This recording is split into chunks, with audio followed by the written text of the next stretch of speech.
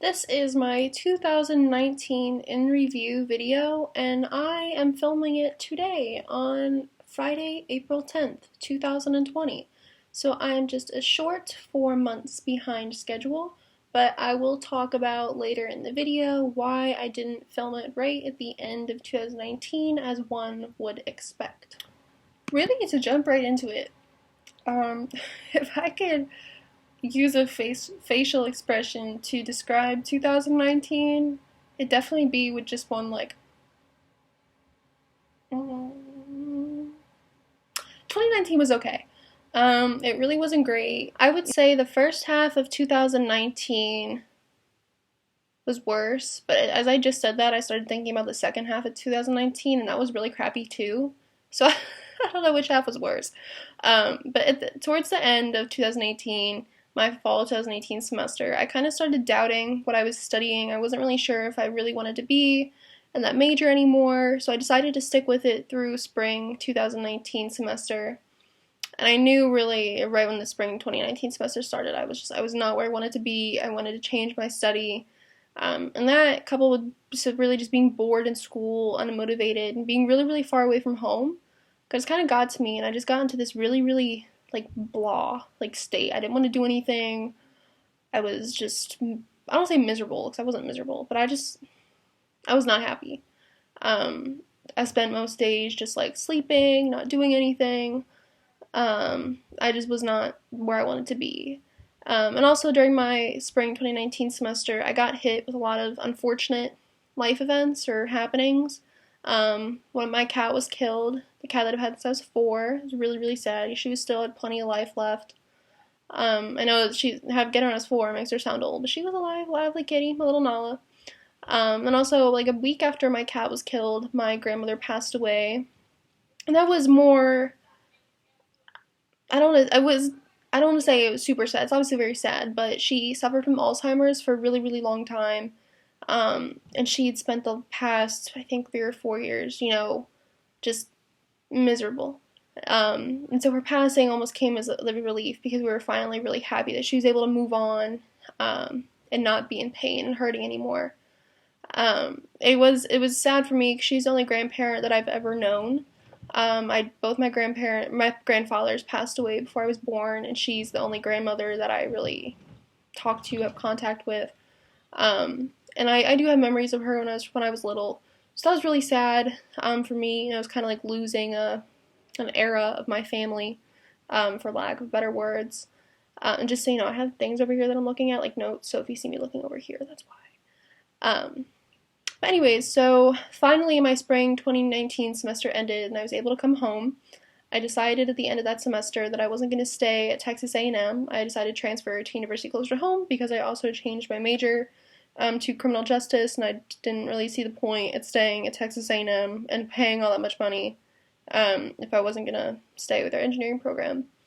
So anyways, I came home, and 2 days after I got home, one of my dogs got out and was killed, and she was hit by a truck and killed, and I found her on the side of the highway. And that was a very, very horrific scene. I miss her every day, my little Mary. She was super sweet and super crazy. Um, but really, so like the first like 5, 6 months, 2019, like it was just shitty. Like I was in a bad place mentally, and crappy stuff just kept happening. I was like, what the hell is going on? Like, what am I being punished for? um, Anyways, so summer 2019 rolled around. It was not eventful. I got over, the loss of my dog. Spent a lot of my summer being kind of like upset about that. Really just everything in general. I was looking forward to the next semester, starting school, a new major, new university. But yeah, summer 2019 is pretty uneventful. Just kind of a summer. Talking about my fall 2019 semester, academically, it was a much better semester for me. I just was so much more interested in what I was studying. I felt I could apply myself much more than I could to my previous major, and overall, I just was much more, I don't want to say competent or capable in what I was studying, but I'm a much better writer than I am with, like math or science subjects.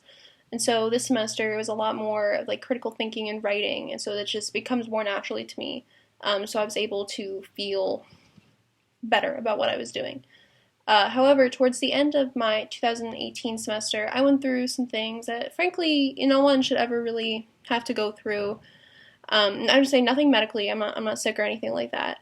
But what I went through, I don't really want to talk about it specifically. It's kind of personal and private.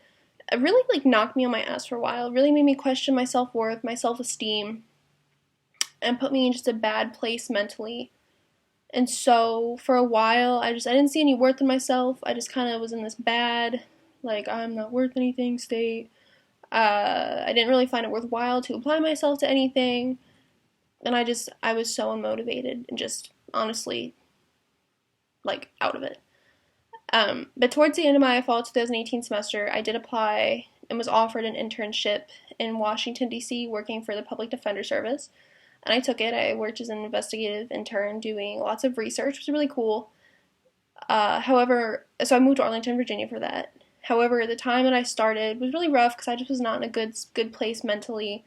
And so all I did was go to work and go back to my apartment and sleep.